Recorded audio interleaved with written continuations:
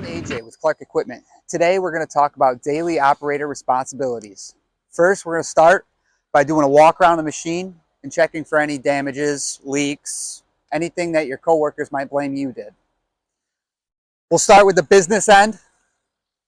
We're going to look for leaky hoses. We're going to look for cracks in a bucket, maybe the thumb's leaking, and this is where everything's going to be happening. So we're going to do a quick look. Coupler's not leaking. Hoses are not leaking. Thumb is not leaking. There's no moisture. Everything looks dry. Everything looks good. We're going to keep going. Blade looks fine. There's no damages on the cylinders. There's no wet spots.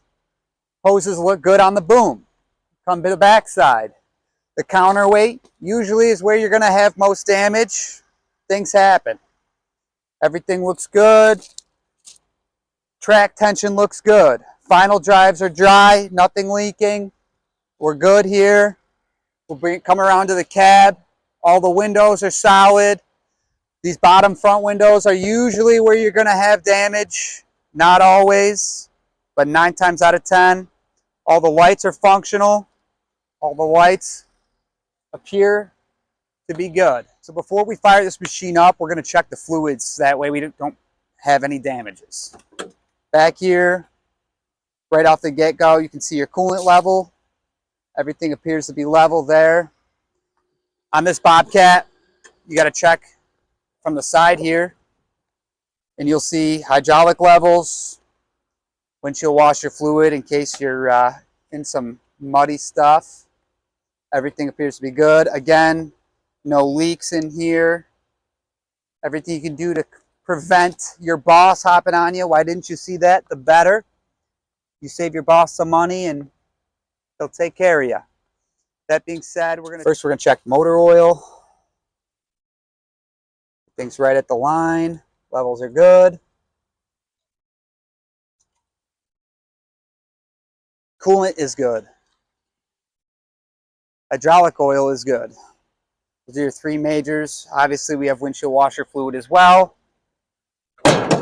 Close this back up.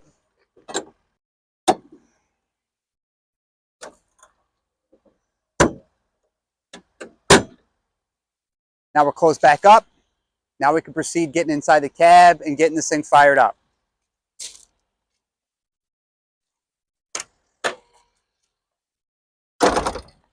Three points of contact, getting in the cab. Now we're in the cab. We're going to turn this machine on. We're not going to fire it up right away. Lots of electronics on stuff these days. Turn the key on. We'll let it do its thing. Prime the fuel pump. DEF pump. If the machine has DEF, this machine requires a start code, which many do. So we'll pump the start code in. We'll press enter. And from here, we can check fuel levels.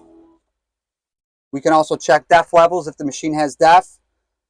DEF is something that people do not check enough, and we see it on our service end of things a lot. People running machines out of DEF fluid, and it's one of the biggest pains that you can have because emission stuff is hard to get. It's expensive, and it's one of those things that if you can stay on top of it, it'll save you a lot of headaches.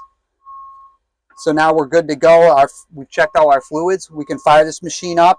We're also going to make sure that our idle is all the way down because you don't want this thing to just start up and start running off because you can hurt a turbo and many other things doing that.